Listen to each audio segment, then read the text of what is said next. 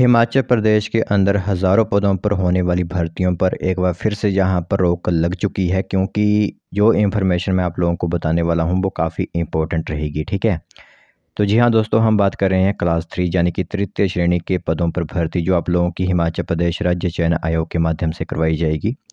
तो काफ़ी समय तो हो चुका है हिमाचल प्रदेश राज्य चयन आयोग के अस्तित्व को स्थापित हुए, लेकिन इसके अंदर जो आप लोगों के लिए एक कंप्यूटर बेस्ड एग्जामिनेशन के लिए जो कंपनी नियुक्त की जानी है, उस पर अभी भी संशय बना हुआ है। ठीक है, तो जो भी एमओयू जो होता है, मेमोरेंडम ऑफ अंडरस्टैंडिंग, वो फिर से कंप्लीट नहीं हो पाया है, जिस कारण हज़ारों पदों पर जो भर्ती होती है उनकी रफ्तार एकदम धीमी हो चुकी है। ठीक है, तो आप लोगों को पता ही है कि क्लास 3 की वैकेंसीज़ के लिए अब हिमाचल प्रदेश राज्य चयन आयोग को ही जिम्मा सौंपा गया है। तो अब जो भी भर्तियां होंगी वो हिमाचल प्रदेश राज्य चयन आयोग के माध्यम से ही करवाई जाएंगी। तो यहाँ पर अब कंपनी ही जो है वो कंप्यूटर बेस्ड टेस्ट के लिए चयनित नहीं हो पा रही है। तो कंपनी तो चयनित हो गई थी, सीडेक कंपनी थी, लेकिन उसमें जो भी आगे का प्रोग्राम जो भी होता है वो अभी तक नहीं हो पाया है। इससे रिगार्डिंग जो हमारे पास टोटल इन्फॉर्मेशन है वो हम आप लोगों को आगे बताते हैं, लेकिन बात वही है कि हज़ारों पदों पर भर्ती फिर से यहाँ पर लड़ चुकी है। ठीक है, तो चलिए फिर बिना वजह की जो इन्फॉर्मेशन है हमारे पास वो हम आप लोगों को बताते हैं। बाकी आने वाले समय पर देखते हैं कि किस तरह यहाँ पर जल्द काम होता है, क्योंकि टीजीटी भर्ती तो अब यहाँ पर फिलअप हो ही चुकी है।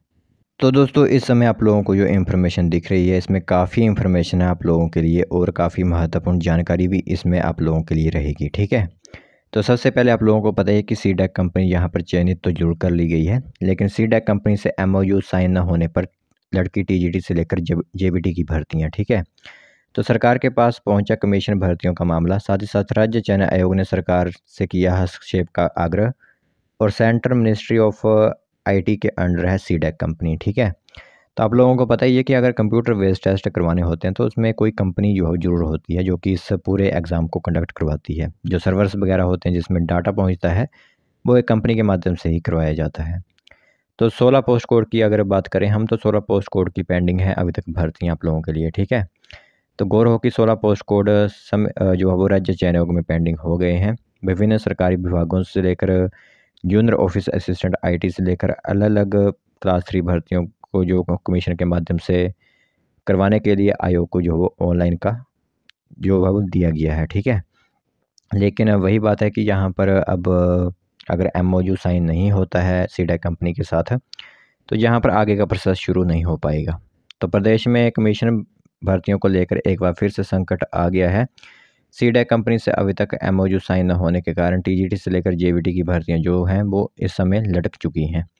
तो राज्य चयन आयोग ने अब सीडेक कंपनी के साथ एमओयू करने के मामले पर सरकार से हस्तक्षेप करने का मामला जो वो सामने रखा है कि आपको जो है वो इसके बीच जरूर आना पड़ेगा, आग्रह किया हुआ है। ठीक है, तो ऐसे में अब मुख्य सचिव प्रभु सक्सेना जो हैं वो आईटी कंपनी से करार करने के लिए जो है वो केंद्रीय आईटी मंत्रालय के जो है वो समक्ष मामला उठाया है।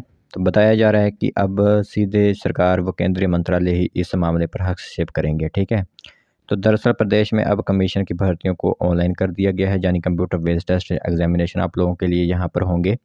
तो उसके लिए कोई ना कोई कंपनी का होना ज़रूर है। जैसे कोई स्टाफ सिलेक्शन कमीशन की अगर कोई वैकेंसी करवाता है तो उसके लिए आप लोगों को पता ही है कि टाटा कंसल्टेंसी की तरफ से जो एग्ज़ाम्स करवाए जाते हैं। ठीक है, तो ये इन्फॉर्मेशन आप लोगों के लिए। बाकी इससे जो जेबीटी वगैरह या फिर टीजीटी की भर्ती जिन युवाओं ने भरी हुई है उनके मन में फिर से जो है वो वही संकट वाले विचार सामने आने लगे हैं कि आखिरकार जो वैकेंसी अगर फिलअप तो की गई है, एडवर्टाइजमेंट तो आउट हुई है, लेकिन एग्ज़ाम कब तक होगा।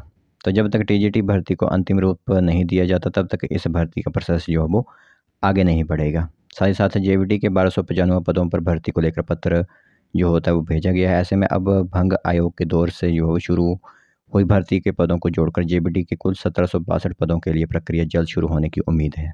तो ये इन्फॉर्मेशन काफ़ी इंपॉर्टेंट थी आप लोगों के लिए और सभी के लिए, क्योंकि क्लास 3 के अंदर काफ़ी डिपार्टमेंट्स आते हैं, काफ़ी भर्तियाँ आती हैं। ठीक है, तो अगर जब तक कंपनी कोई नियुक्त नहीं की जाएगी इस एग्ज़ाम्स को करवाने के लिए तब तक आगे का प्रोसेस जो भी होता है वो शुरू नहीं हो पाएगा।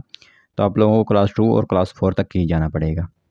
और सबसे ज़्यादा वैकेंसीज़ अगर किसी आप डिपार्टमेंट वगैरह में लगना चाहते हो तो आप लोगों को टेस्ट के मौजूद ही जाना पड़ेगा, क्लास 3 की जो भरोसे ही रहना पड़ेगा। तो इस तरह की अगर इन्फॉर्मेशन सामने आएगी तो काफ़ी दयनीय स्थिति जो है वो बन जाएगी हिमाचल प्रदेश के युवाओं के लिए।